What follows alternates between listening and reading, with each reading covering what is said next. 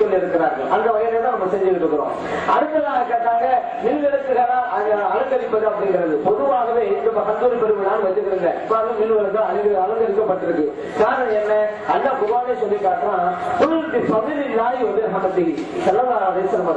மக்களுக்கு சொல்லுங்க, அல்லாஹ்வுடைய ஃபضل அருள் வந்திருக்கிறது, ரஹ்மத்திஹி இறைவனுடைய அருள்குறை வந்திருக்கிறது,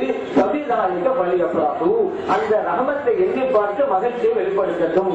ரஹமத்து வந்திருக்குது, நினைத்து பார்த்து மகிழ்ச்சியை வெளிப்படுத்தணும். இந்த வசனம் சொல்றது. இன்னொரு வசனம் சொல்லி காட்டுது, வமா அர்ஸல்னாக இல்லா ரஹ்மத்தல் லில் ஆலமீன். நபிகள் நாயகம் ஸல்லல்லாஹு அலைஹி வஸல்லம் அவர்களே, உங்களை இந்த அகிலத்திற்கெல்லாம் ரஹமத் அருள்குறையாக அனுப்பி வைத்திருக்கிறோம். அப்படியானால் இறைவன் சொன்ன ஒரு வசனத்திலே ரஹமத் என்பதற்கு இந்த வசனம் விளக்கமா அமைந்து விடுகிறது. நபி நாம் ஸல்லல்லாஹு ரஹமத்தா இருக்கிறாங்க. கிடைத்த ரஹமத்தை எண்ணி பார்த்து மகிழ்ச்சியை வெளிப்படுத்த வேண்டும் என்பது இறைவன் இட்ட கட்டளை. மகிழ்ச்சியை எப்படி வெளிப்படுத்துறது? எப்பவும் போல இன்னொன்று வச்சுக்கிறது. மகிழ்ச்சிக்கிறது அடையாளம் என்ன? அதற்காகத்தான் நாம் அலங்கரிக்கிறோம், வீடுகளை அலங்கரிக்கிறோம், பந்தலை அலங்கரிக்கிறோம், மேடை அலங்கரிக்கிறோம், மின்விளக்கு அலங்கரிக்கிறோம். காரணம் என்ன? நம்ம மகிழ்ச்சியா இருக்கிறவங்களை காட்டுறோம். அல்ல அவங்க மகிழ்ச்சியை வெளிப்படுத்த சொல்லி இருக்கிறோம். பெருநாளுக்கு புத்தாட பண்ணுறோம். ஏன் மகிழ்ச்சியை வெளிப்படுத்துவதற்கு? இல்ல எப்பவும் போலவே நான் இருப்பேன், உள்ளுக்குள்ளே மகிழ்வோம், அப்படிதான் ஊத்தா வரும். மகிழ்ச்சியை வெளிப்படுத்தணுமா இல்லையா?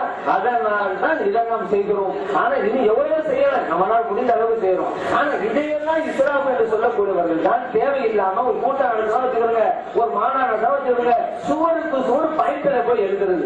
ஒரு இடத்துல இருக்கு ஆயிரக்கணக்கான ரூபாய், இவங்க மொத்தமா இதை கணக்கு பார்த்தா லட்சக்கணக்கான ரூபாய். அதையெல்லாம் இசைவதில்ல. நம்ம 10 ரூபாய்க்கு ஒரு பூ வாங்குவோம், ஒரு 100 ரூபாய்க்கு ஒரு நாள் லேட்ட போடுவோம். இதை போய் இஸ்லாமா அப்படிங்கிறது லட்சக்கணக்கான ரூபாய சம்பந்தமே இல்லாம அந்த விளம்பரங்கிற பேரில சோதனையில போய் எழுதுகிற பேரில வீணடித்துக் கொண்டிருக்கிறார்கள். காசுகளை எல்லாம் பாலடித்துக் கொண்டிருக்கிறார்கள். ஆனால் நாம் செய்கின்ற இந்த சின்ன சின்ன அலங்காரங்கள் எல்லாம் இறைவன் சொன்னால மகிழ்ச்சியை வெளிப்படுத்த வேண்டும். அந்த மகிழ்ச்சியை வெளிப்படுத்தி காட்டுவதற்காகத்தான் இதெல்லாம் செய்து கொண்டிருக்கிறோம். அடுத்து சில பெண்கள் கூட நோடி சில கிழித்தெறிகிறார்கள் அப்படின்னாங்க. யாரை கிழித்தெறிகிறார்கள் என்றால் இவர்கள் சுன்ன ஜமாத்திற்கு எதிராக நிற்கிறார்கள் நினைத்து கொண்டிருக்கிறார்கள். உண்மை அதுவல்ல. படைத்த இறைவனுக்கு எதிராக நிற்கிறார்கள். இறைத்தூதர் ஸல்லல்லாஹு அலைஹி வஸல்லம் அவர்களுக்கு எதிராக இவர்கள் நிற்கிறார்கள். காரணம் என்ன? மீலாது விழான்னு நோட்டீஸ் ஓட்டப்படுது. மீலாது விழாவுல நபிகள் நாயகம் ஸல்லல்லாஹு அலைஹி வஸல்லம் அவருடைய சிறப்பை பற்றி பேசப்படுது.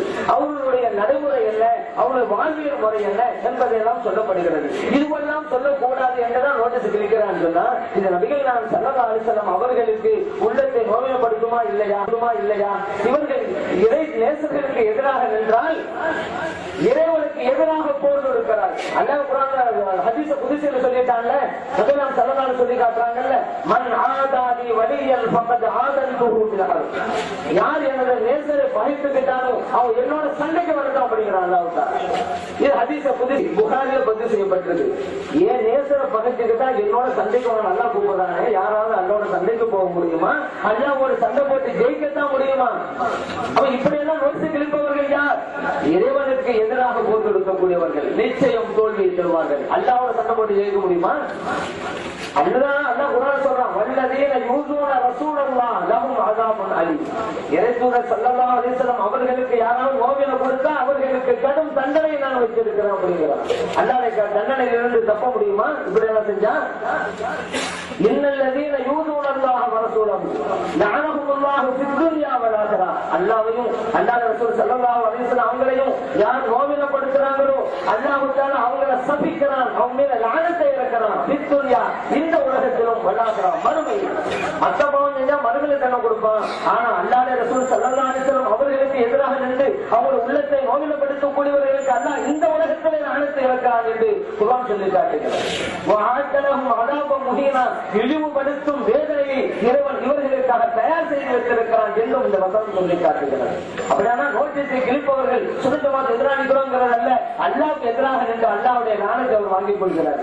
இறைத்தூதர் ஸல்லல்லாஹு அலைஹி வஸல்லம் அவர்களுக்கு எதிராக நின்று அல்லாஹ்வுடைய ஞானத்தையும் சாபத்தையும் சுமந்து வருகிறார்கள். இப்படிப்பட்டவர்களை அல்லாஹ் காப்பாற்றுவானாக.